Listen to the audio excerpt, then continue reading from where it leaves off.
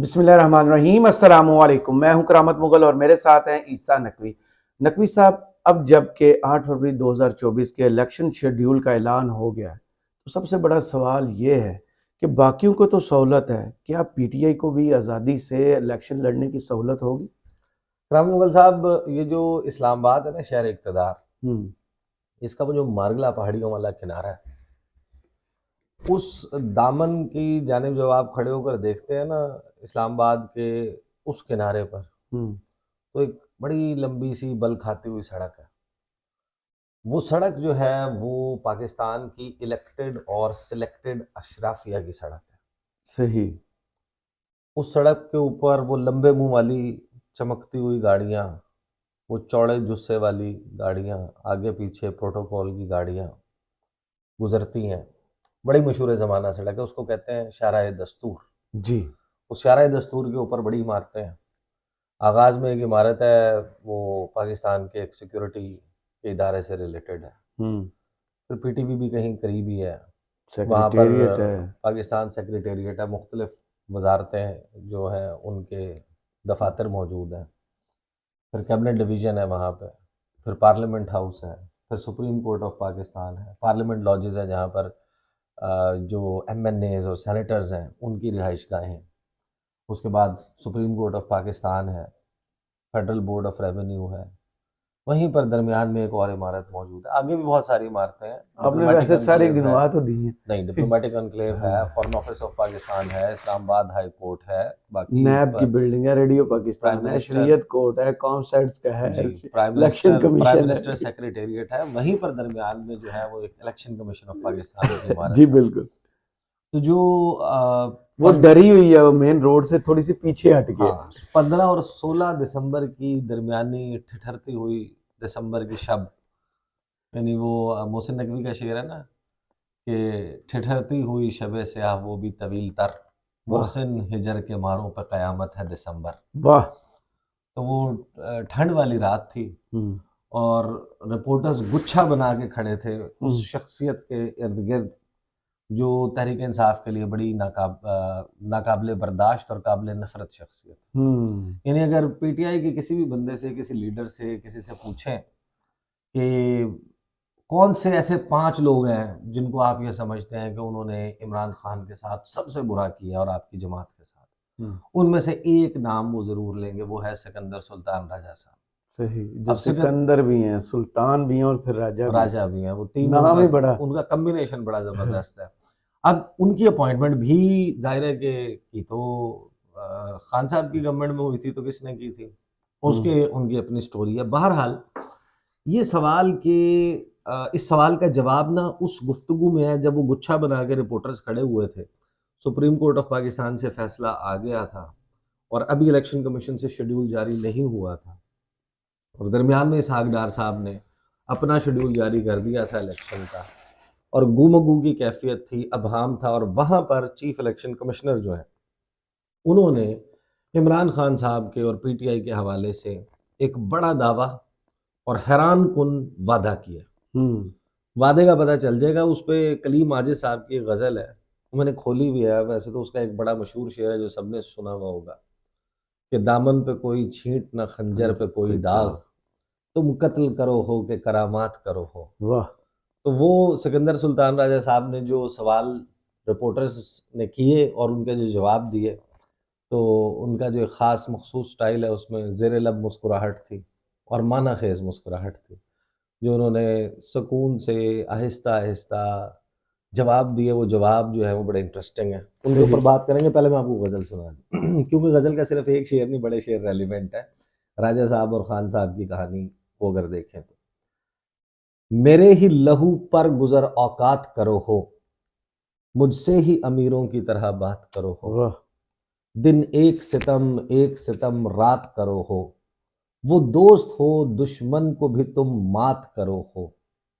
हम खाक नशीं तुम सुखन आराए सरे बाम, पास आके मिलो दूर से क्या बात करो हो।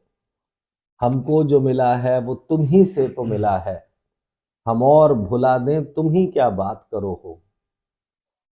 हम और भुला दें तुम्हें क्या बात करो हो। यूं तो कभी मुंह फेर के देखो भी नहीं हो, जब वक्त पड़े है तो मदारात करो हो।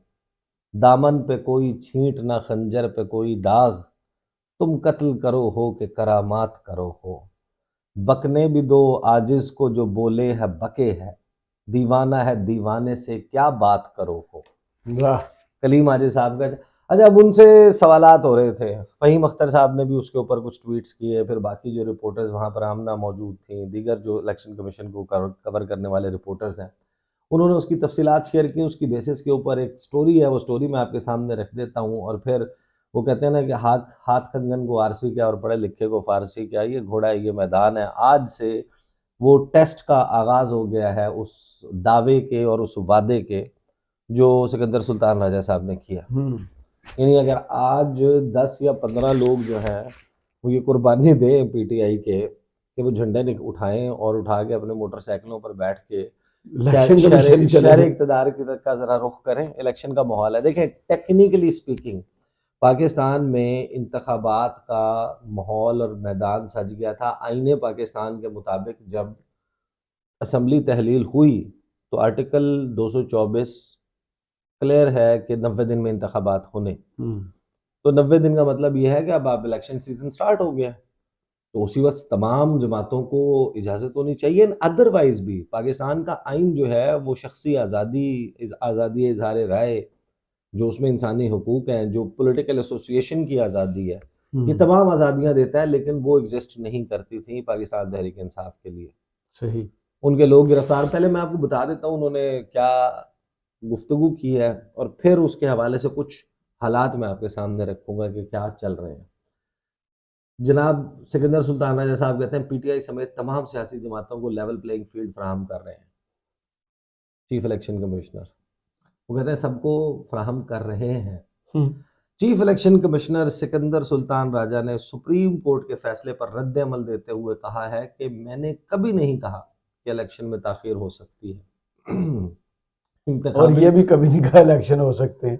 अच्छा, इन्होंने ये सुप्रीम कोर्ट ऑफ पाकिस्तान में कहा था जी। कि अक्टूबर से पहले नहीं करा सकते। हाँ, पहली दफा जब वो डिप्टी स्पीकर वाली रूलिंग थी तो कोर्ट में इन्होंने खड़े होकर कहा हम 7 माह के अंदर 4 अप्रैल 2022 जी, कोर्ट के अंदर खड़े होकर इन्होंने 7 माह का कहा था, 7 माह का कहा था। जो ये कह नहीं सकते तो थे। और चीफ जस्टिस ने इस्तफसार भी नहीं किया, यार आपका तो जब असम्बली तहलील हो तब 60 दिन है, जब असम्बली तहलील हो तो 90 दिन है, अगर मुद्दत पूरी करे तो 60 दिन है, इससे ज्यादा तो आपके लिए है ही नहीं। सिकंदर सुल्तान राजा साहब को जो ना ये भी बताना चाहिए था कि मैंने पिछले 5 दिन में कभी नहीं कहा कि इलेक्शन में ताखीर हो सकती है। सही। और एक लतीफ़ा मैंने पहले भी सुनाया था कि वो तीन दोस्त होते हैं, उनमें बहस हो रही होती है। बहस ये हो रही होती है कि हमारे गांव में जो मुर्गा है ना वो इतना वो बड़ा बड़ा होता है। एक कहता है कि साढ़े ਜਿਹੜਾ ग्रां च ना इन्ने कुक्कड़ होंगे ने जी। दूसरा जो है ना वो तंग आ जाता है, वो कहता है यार ये तो कोई बात नहीं, वो कहता साढ़े ग्रां च इन्ने कुक्कड़ होंगे ने। तीसरा जो है ना वो फ्रेम से भी बाहर हाथ ले जाता है, कहता है साढ़े वाले इन्ने कुक्कड़ होंगे ने। तो एक बंदा जो पहला वाला होता है ना वो तब के कहता है थल्ले हाथ रखना भूल गए, नीचे भी हाथ रख लो। तो जो सिकंदर सुल्तान राजा साहब हैं उन्होंने ये कह तो दिया कि उन्होंने कभी नहीं कहा, साथ में कह देते हैं ना कि मैंने 12 दिसंबर से लेके अब तक कभी नहीं कहा कि इलेक्शन ताखीर का शिकार हो सकते हैं। आप बार बार इलेक्शन कमीशन ऑफ पाकिस्तान वजूहात जाके बताता रहा कि इलेक्शन नहीं हो सकते, इस वजह से नहीं हो सकते, ये तैयारी नहीं है, फलां तैयारी नहीं है, ये वजह है, ये वजह है। तो वो तो अब सबके सामने है।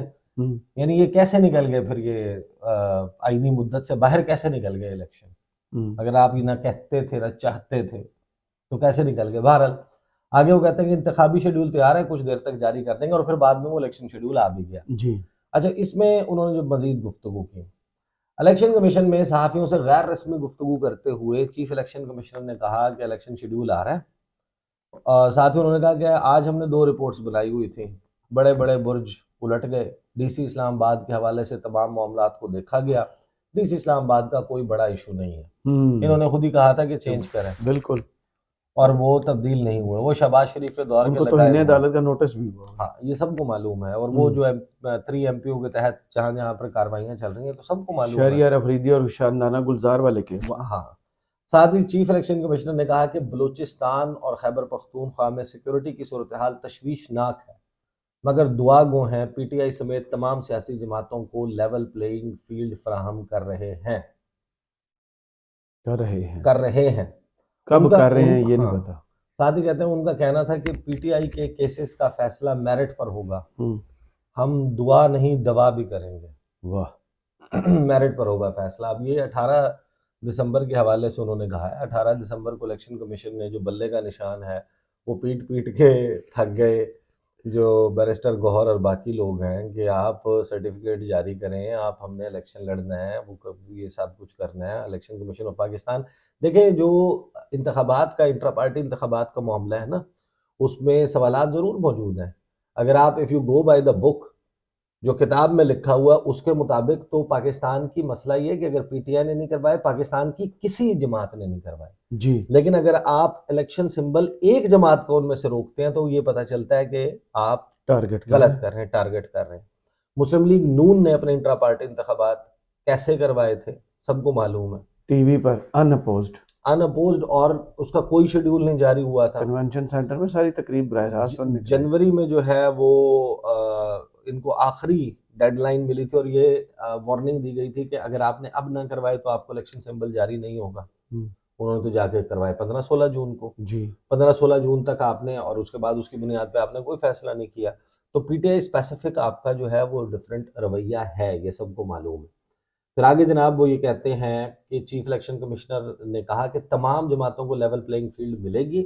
जिस शहर में एक जमात को जलसे की इजाजत मिली तो सबको मिलेगी। साथ ही सिकंदर सुल्तान राजा यार साहब ये सिकंदर सुल्तान राजा साहब ने कहा क्या मजाक कर रहे तहरीक हैं यार इंसाफ आप। का मुखालिफ नहीं हूँ। अच्छा। उन्होंने कहा मेरी नामजदगी जो है वो उन्होंने ही की थी, इमरान खान ने। पीटीआई ने की थी, इमरान खान ने की थी। और जो बानी पीटीआई है वो मेरे पसंदीदा तो खिलाड़ी हैं। आप तो इमरान खान कह लेना। मेरे घर में उनकी तस्वीर लगी हुई है। हाँ। आप यकीन माने कि मैं हैरान हूँ, और मैं ये सोच रहा हूँ कि ये कहीं ये ना इनसे मिलने इनके घर नहीं चलते हैं नहीं ये भी टाइम होता। लेकर। भाई शुक्र करें ये नहीं हुआ कि सिकंदर सुल्तान राजा लॉकेट निकाल ने के अपना बटवा निकाला और कहा कि ये देखे वही वही ना, लॉकेट में भी तो रखते हैं ना लोग। लॉकेट में, या फिर निकालते और कहते हैं, ये देखे इमरान खान या की फिर तस्वीर। अपनी आस्तीन चढ़ाते और कहते हैं ये देखो इमरान खान लिखा हुआ है।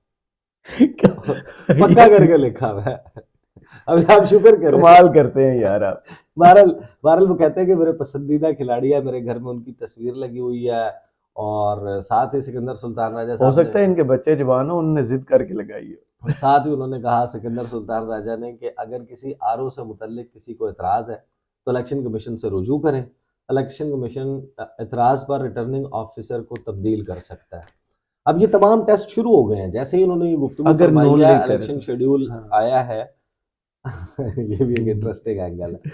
उन्होंने सच ही बोला ना। हाँ, तो उन्होंने कहा कि मेरी भरपूर ख्वाहिश है कि सियासी क़यादत मिल बैठे। सियासी क़यादत मिल बैठ कर ही मुल्क की मसाइल हल कर सकती है। आज सुप्रीम कोर्ट आमद पर जब वो गए थे कल सुप्रीम कोर्ट, तो चीफ जस्टिस और समेत जो दीगर जजेस से उनकी मुलाकात हुई, उसके बारे में फिर उन्होंने बताया। उन्होंने कहा कि चीफ जस्टिस पाकिस्तान से काजी फ़ाइज़ ईसा साहब से मुलाकात खुशगवार रही, जबकि 3 जजेस से भी मुलाकात हुई, और मैं बड़ा शुक्रगुजार हूँ कि उन्होंने हमें इस मुसीबत से निकाला। इस क्यों मुसीबत में डाला ही नहीं किसने। नहीं, आइन ये ने तो नहीं डाला। आप मुझे बताएं, जो आइन था वो तो आप उसने तो आपको मुसीबत में उस दिन से डाल दिया था जिस दिन पंजाब और खैबर पख्तूनख्वा असेंबली तहलील हुई थी। तो आज तक तो आप दौड़े दौड़े सुप्रीम कोर्ट नहीं गए कि हमें इस मुसीबत से निकालें, हम इलेक्शन कराना चाहते हैं। बल्कि सदर साहब ने बुलाया था तो वहां नहीं गए थे। उस वक्त तो आप वजूहात बता रहे थे। मुसीबत से अच्छा, निकालने के लिए। तो ये गुफ्तगू है जो सिकंदर सुल्तान राजा साहब ने की। अब आप देख लें कि इस वक्त सूरत हाल क्या है। सूरत हाल ये है कि जिस जिस दिन इन्होंने ये गुफ्तगू की है, शुएब शाहीन साहब जो हैं वो कोयटा जा रहे थे और उनको वहाँ से बता दिया गया कि या तो हम आपको पकड़ लेंगे या वापस चलो। या आप लाहौर चले जाएं। शेर अफजल मरवत जो हैं वो जिस तरीके से गिरफ्तार हुए लाहौर से, बहुत वो तजहीक सबको है मालूम है। जी। और लाहौर में उनकी गिरफ्तारी की वजह जो है वो बहुत सारी वजूहत हम पहले बात कर चुके, लेकिन शेर अफजल मरवत ने जो खैबर पख्तूनख्वा में किया है कि मूव ना यहाँ पे स्टार्ट हो जाए और क्या बचे। असल में मेरा मेरा ख्याल है कि जो सिकंदर सुल्तान राजा साहब ने कहा है ना, इसके लिए हम nobody should be judgmental. क्योंकि मैंने इसमें देखा कि फ़हीम अख्तर जो हैं उन्होंने, और कुछ इलेक्शन कमीशन के रिपोर्टर्स ने ट्वीट्स की। फ़हीम अख्तर ने इसके ऊपर ट्वीट किया था, एक और रिपोर्टर हैं, उन्होंने ट्वीट किया। उन्होंने कहा कि सिकंदर सुल्तान राजा साहब ने कहा है कि मैं इलेक्शन कमीशन शेड्यूल आ गया और हर जगह पे जलसे की इजाज़त, जहाँ जो जमात करेगी दूसरी जमात को भी वहाँ जलसे की इजाज़त मिलेगी वगैरह वगैरह। और जैसे उन्होंने ये बात की ना, फ़हीम अख्तर ने उसको कोट ट्वीट किया कि जो सिकंदर सुल्तान राजा साहब है ना, ये गुज़श्ता कुछ अरसे से जब रिपोर्टर से मुलाकात करते थे तो बार बार एक बात कहते थे कि अभी मैं कुछ नहीं कर सकता लेवल प्लेइंग फील्ड का।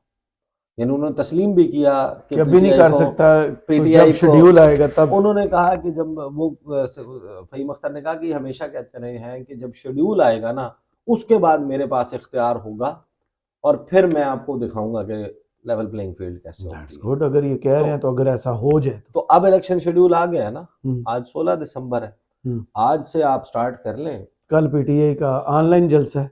हाँ, तो उनको अब ऑनलाइन को वो फिजिकल में कन्वर्ट कर लें। तो ये ना हो कि आप आइडेंटिफाई करवाने के लिए कह दें कि जनाब आ जाओ, पता चल जाए कि जनाब केड़ा केड़ा जड़ा एक्टिव है, हाँ, वहाँ को पता चल जाए ना कि केड़ा केड़ा एक्टिव को। कितने वे हाँ, तो जगह ना वो पता चल जाए। अच्छा, बाकी लोग जो है वो देखें, अब पीटीआई जो है वो उसको जिस सूरत हाल का सामना है, हम्म, अब इसी सूरत हाल में उनको इलेक्शन लड़ना पड़ेगा। सही। और ये बड़ा एक ट्रिकी मामला है कि अब इसमें उनके पास लिमिटेड ऑप्शंस के साथ second tier, third tier, fourth tier की लीडरशिप, अब ये एतराज़ात अभी तक नहीं आए क्योंकि पीटीआई ने अब तक कैंडिडेट्स के नाम डिस्क्लोज नहीं की। हाँ, जितने भी मैंने सर्वे देखे हैं ना, वो इंटरव्यू बेस्ड जो होते हैं फील्ड में, हम्म, उनमें 90% लोग यही कहते हैं कि हमने पीटीआई को वोट देना है, लेकिन उनको ये नहीं पता कि इधर कैंडिडेट कौन होगा। हाँ, तो ये तो मुस्तफ़ा नवाज खोखर ने हाँ, 92 न्यूज़ के ऊपर जो इंटरव्यू दे रहे थे, उन्होंने कहा कि सवाल हुआ ना, ज़मीर हैदर ने उनसे सवाल किया कि लड़ रहे हैं, 2 जगह से इलेक्शन लड़ रहे हैं, कहाँ-कहाँ से लड़ रहे हैं वगैरह, इलेक्शन के ऊपर बात हो रही थी। तो क्या सूरत हाल है हल्के में? उन्होंने कहा मुझे बड़ा बेहतरीन रिस्पॉन्स मिल रहा है। वो बड़ी ज़बरदस्त लाइन लेकर चल रहे हैं जो मुस्तफ़ा नवाज़ खोखर हैं, वो जो गुफ्तगू हकीकत कर रहे हैं। पसंद है। हाँ, तो वो उनसे उन्होंने कहा कि देखें, मैं तो सब जमातों के खिलाफ इलेक्शन लड़ रहा हूँ, लेकिन ग्राउंड में मेरा किसी से मुकाबला है तो तो पीटीआई तहरीक इंसाफ के साथ है, क्योंकि वही नज़र आ रही है। साथ ही उन्होंने एक बड़ी दिलचस्प बात की, उन्होंने कहा मुझे ये नहीं पता कि मेरा पीटीआई में किससे मुकाबला है, लेकिन पीटीआई से। क्योंकि पीटीआई का कैंडिडेट नहीं है लेकिन पीटीआई का वोटर मौजूद है। हम्म, अब ये सवाल कि सिकंदर सुल्तान राजा साहब को ये भी इंश्योर करना होगा कि ये जो बहुत सारे लोगों के दावे हैं जो शहर इक़्तिदार में इस वक्त ज़ेर गर्दिश हैं कि पीटीआई का जो शख्स भी इलेक्शन लड़ेगा उसके प्लेटफॉर्म से, उसको भी उसी तरह मुकदमात का सामना, चाहे वो अभी जो है वो बिल्कुल क्लीन स्लेट के साथ कदम रखे और पता चले कि अगले 54 दिन में मुकदमात की एक तवील फहरिस्त तैयार हो सेंचुरी ना गई कर है। जाए। हाँ, मुकदमात हो गए हैं, उसकी फैमिली के हवाले से कुछ हो गया है, क्योंकि बाकी जो पीटीआई के लोग जिन्होंने छोड़ा है पीटीआई को, उनकी फैमिली और उनके साथ या मुकदमात के हवाले से क्या क्या कुछ हुआ है, ये सबको मालूम है। सही। दावे ये भी चल रहे हैं खैर इक़्तिदार में, मोहम्मद मालिक साहब तो बड़ा ओपनली इसके ऊपर बात कर रहे हैं, बाकी लोगों ने भी किया है, कि नंबर कोट किया जा रहा है कि 20 से 25 नशिस्तें कौमी असम्बली की, बस इससे ज़्यादा नहीं लेने दी जाएंगी पीटीआई को। पीटीआई जब पहली दफा आई थी, सबने जब अपोजिशन लीडर बने थे 32 सीटें थी, हम्म। बख्ता तो 32 से भी डाल दिया था उन्होंने। हाँ, लेकिन फिलहाल तो देखें ना, ये एक बड़ा सवाल है कि जब एक जमात है उसकी रूट्स ऑन ग्राउंड है, बड़ी जमात है, उसको आप इतना तो ओपन नहीं कर फील्ड दें। सकते। और इस वक्त इस मुल्क में अगर साफ और शफाफ इलेक्शन नहीं होता तो जो आप चाह रहे हैं ना कि इस्तेहकाम आए, वो नहीं आएगा मुमकिन नहीं और है, स्टेबिलिटी नहीं आएगी, और तो कोई हुकूमत चलेगी भी नहीं चुकी। हाँ, तो वो सूरत हाल जो है वो इसी तरह की जूं की तूं बरकरार रहेगी। सही, बहुत शुक्रिया ईसा नकवी, आपके तजिए का कमेंट्स बॉक्स में ज़रूर बताइएगा। ये वीडियो आपको कैसी लगी, इजाज़त दीजिए। अल्लाह अल्लाह हाफिज़। हाफिज़।